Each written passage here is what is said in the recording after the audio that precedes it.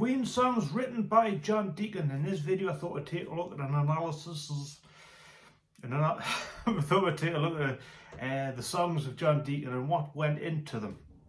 If you've noticed, I've actually put the 1947 sixpence on the headstock of my red special without using super glue. If you want to know how I did that, check out my Instagram story. I'll put a link in the description where I've started adding things to Instagram which I wouldn't normally put on YouTube. You may think, so what, you started on, big deal, but if you're not, if you're interested, then you can have a look. Freddie Mercury once said of John Deacon, he doesn't write many songs, but when he does, he does. And that's very true. The first two Queen albums, Queen 1 and 2, didn't have any songs written by John Deacon. They were mainly Freddie Mercury and Brian there, with one song from Roger Taylor. It wasn't until the Sheer Heart Attack album that we had here Misfire, written by John Deacon. And it starts off quite simply.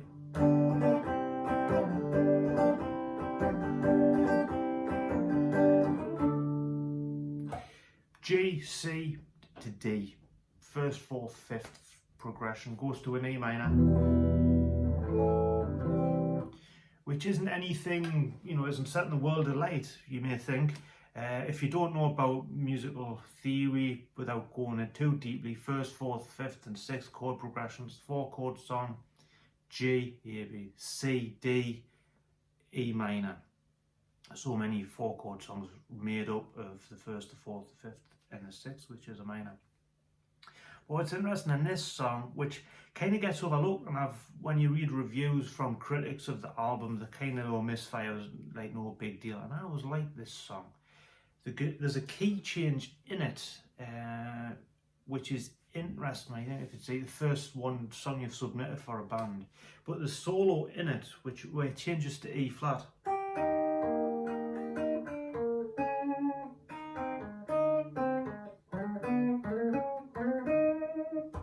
Really interesting, very melodic, and follows the chord progression as well, which is always something to watch out for. I remember going to, a few years ago now, going to a Newcastle Queen Day, first one of them kind of events I'd ever been to, because I was never really getting involved with that kind of stuff. But no sooner had I walked in the place, didn't know who anybody was, and this guy pointed us out and went, "Oh, he's the fella I've learned how to play the solo off Misfire from." So for Queen fans, obviously appreciate the solo from that one. So yeah, that's interesting. Next one up from the A Night at the Opera album, You're My Best Friend. Second song submitted for the band, really, and then it's a big hit, obviously overshadowed a lot by Bohemian Rhapsody. But the interesting thing with this one, it starts with a D minor / C, not your most normal chord.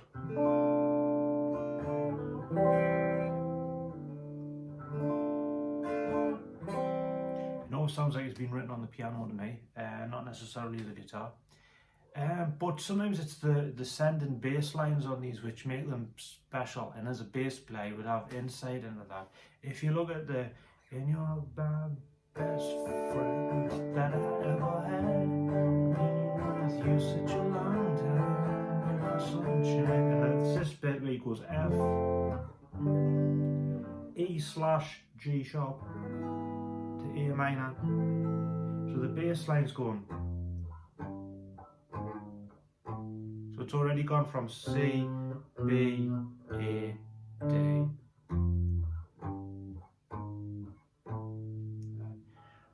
As we go through the songs, we'll see that kind of technique being used, and I really find that when songwriting point of view, if you can kind of incorporate that, it makes things interesting. And sometimes it's the altered bass line that can make the song have a different, like, oh, I can't quite put my finger on why that's different and unique, and it's normally the altered bass line, the altered bass note of the chord. You and I from A Day at the Races, again, another one of those songs that when you read critics' reviews, they tend to wash over this one and give it like 2 out of 5 star rating, which I think is a bit unfair because I think it's a good song. Again, chord progression of D, A, B minor would suggest it's like another one of those kind of 4-chord songs. But if you listen to the beginning,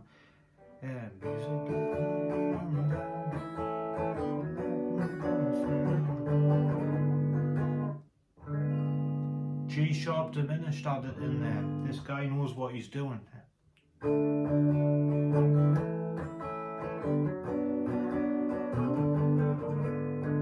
And that, to me, that little extra something adds to the song. Next one up from News of the World, Spread Your Wings. Sammy was alone, just watching the show over again. From a G to a G minor. Really nice touch, it's got that emotion to it, and then it's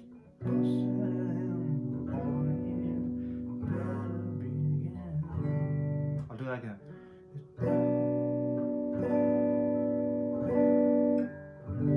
Where we have that descendant bass line, he's playing a B minor slash A, B minor slash G sharp to a G. So his bass line's going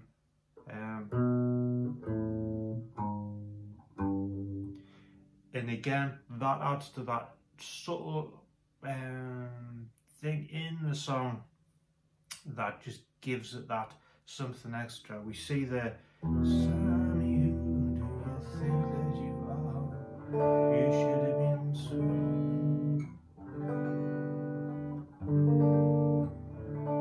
Use of the C7, E7, G major 7, G minor to D. Beautiful use of chords. Kind of gets forgotten that John Deacon wrote that song. I think you've got a piano intro which you automatically associate with Freddie Mercury, and the guitar work on it, which obviously Brian May excels in, kind of overshadows the fact that it is written by John Deacon. Now this next one, which gets overlooked, it was never played live. I'm just checking my notes to get this one right. Who Needs You? Oh, I don't know why it always reminds me, and I think it could have inspired George Michael to write Faith. I don't know why, but it always puts us in that feel. I thought this one could have been a minor hit right from the get-go, and I do think it's John Deacon on guitar on this one. You fans would probably correct us if I'm wrong, but I think he's playing like the nylon strum guitar. Great little intro. Now I use use of chords. Again, A, D, B7 and E. It's kind of got all the hallmarks of a 4-chord song.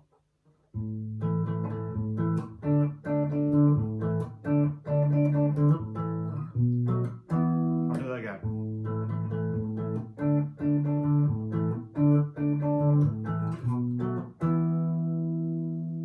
And then you've got his.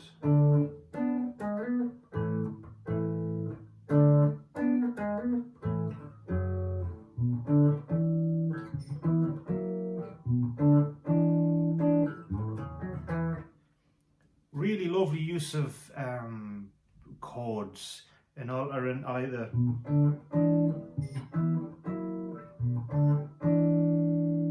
It's just lovely the way he does it. This one, the acoustic solo, again, is a real good explanation when you're looking at how to play guitar solo over a chord progression as well. Sorry. I'll do that again.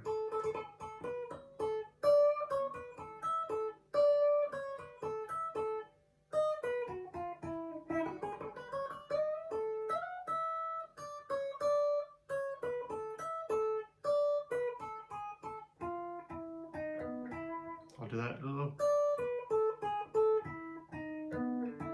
Now I obviously haven't memorized every single Queen song known to man to be able to do this video.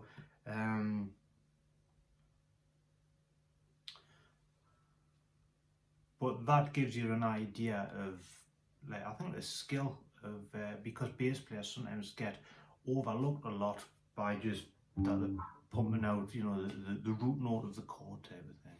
So that's another brilliant one, worth worth watching it. If you can't beat them, join them. That's one of them ones that you kind of imagine Brian May wrote, but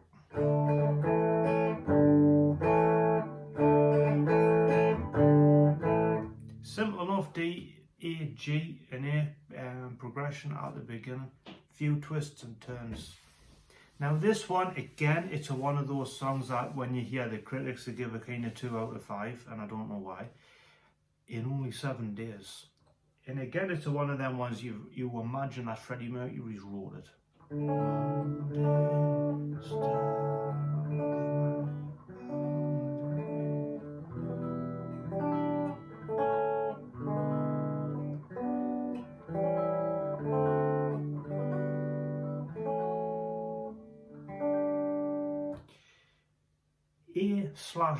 A/D to D.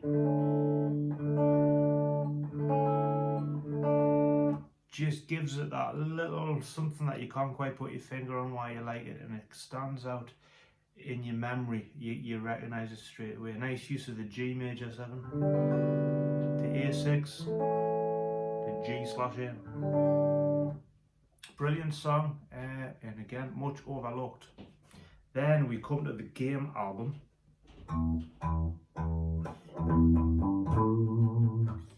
Probably the greatest bass line, or at least the most recognisable bass line ever written. But again, with another one bites the dust, we tend to forget that. Written by John Deacon.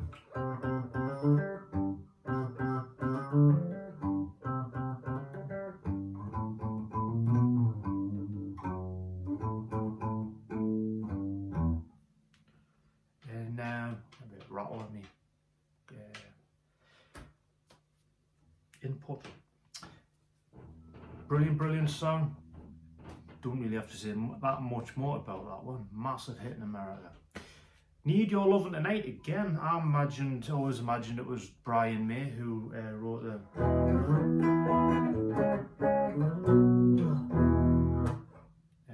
E, C sharp minor to B. Was released as a single, I believe, in America, but was never a big hit. And I always like this song. Going to the Flash Gordon album, Execution of Flash and Borea, Planet of the Tree Men. I'm not going to attempt them on the guitar, but again, John Deacon wrote them. Now this one,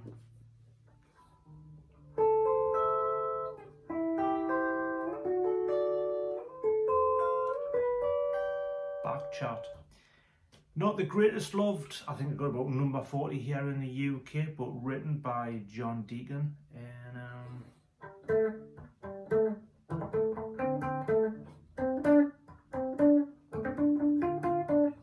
with that little guitar bit going on.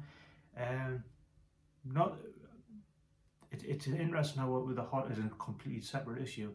How the Hot Space album's probably more appreciated now than it was when it came out. But one of the other songs from that John Deacon wrote with Freddie Mercury was Cool Cat.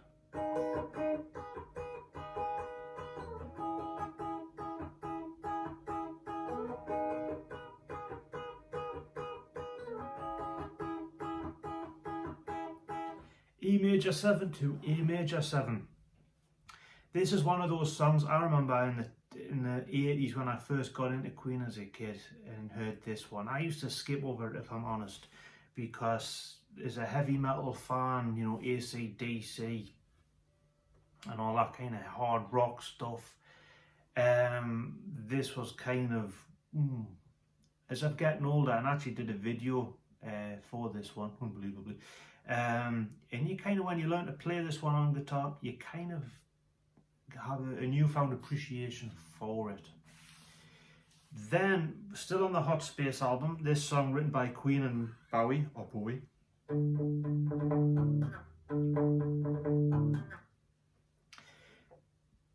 Probably, again, the most recognisable bass line of all time, along with another one bites the dust. They'll probably fight it out for most recognisable bass lines of all time, in my opinion.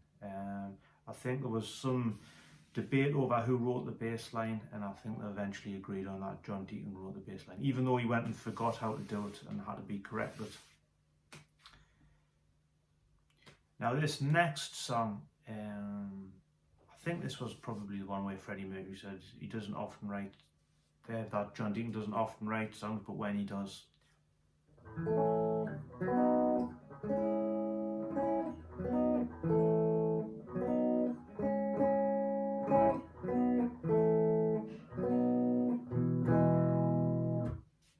I Want to Break Free.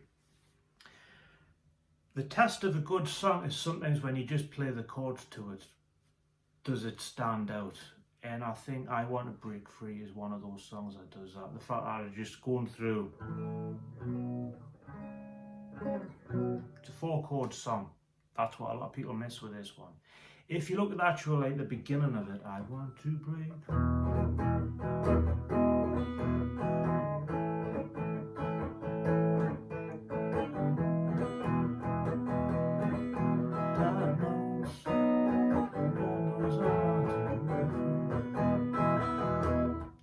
What a lot of people miss with that one is it's E, A, B chord progression, which is kind of standard blues. If you did it as a shuffle rhythm, to A,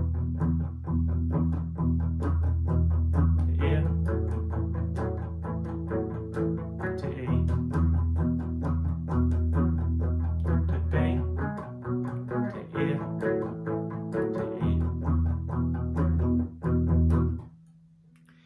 Kind of nothing special chord-wise, but yeah, it's probably one of Queen's biggest hits, most recognisable songs. A lot of people talk about the golden age of Queen almost finishing at 1980 and view the 80s Queen as not as good, and yet I think sometimes they miss out some of the quite brilliant 80s songs, stuff like I Want to Break Free, which in a lot of people is right up there, is one of the biggest hits and most recognisable songs. There's a few twists and turns in it, with a F sharp suspended 4 chord just thrown in there for good measure. Now this next song from the Akina Magic album, 1 Year of Love. Now there was 1 Year of Love and Pain is So Close to Pleasure. Now Pain is So Close to Pleasure, if I can get it out, was written by Freddie Mercury and John Deacon. But 1 Year of Love was written by John Deacon. Again, them two songs were never my favourite Queen songs, least favourite probably. I actually did arranged for one guitar, like acoustic guitar, 1 Year of Love. And again, newfound appreciation for the song. Just 1 year of love, it's better than a lifetime alone.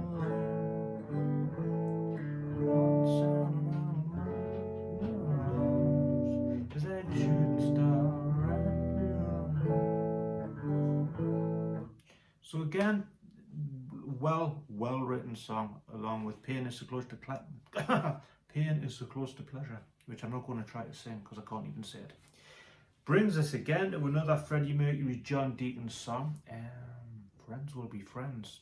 Again, the measure of a great song is sometimes just the chords. Another red letter day, pounds dropped and the children are created. The other half ran away, taking all the cash and leaving with the lumber. Got a pain in the chest, doctors on strike, what you need is a rest. It's not easy, love, but you got friends you can trust. Great song. Again, I mean, I've done videos for how to play the actual track. I did an instrumental version for finger picking, and again, when you do them like that, you really marvel at the melodic content of a lot of these songs. Now this takes us through to the Miracle album. Now this is a point where Queen were, all the songs were credited to Queen. They weren't like individually who wrote it. But Rain Must Fall and My Baby Does Me, I think it's fair to say that they were like John Deacon songs. I can't remember which way around it was, written by John Deacon and Freddie Mercury. Again, probably my least favourite Queen songs, but when you consider On the album itself, though, it kind of lightens, John Deacon songs kind of lightened the mood somewhat. Now I'm not going to try and play these ones. After that, we come to the Innuendo album, and that's just where it starts getting difficult to know who wrote what because they're not credited. But I was reading somewhere that the idea for The Show Must Go On was a chord progression that John Deacon was playing around with. I think he had some hand in the writing of The Hitman, and I'm not quite sure which ones he was involved with writing. I think it might have been Let Me Live on the Made in Heaven album, and obviously Only the Good Die Young had a hand in the writing of that. So that's just like a brief run through. I've gone over 20 minutes, which I never expected to. So I hope that gives you something to think about. Let me know what you think in the comments, and sorry for some of the terrible singing and some of the fluffed up lines, because this is just off the top of me head type of video. And as always, keep safe and thank you for watching.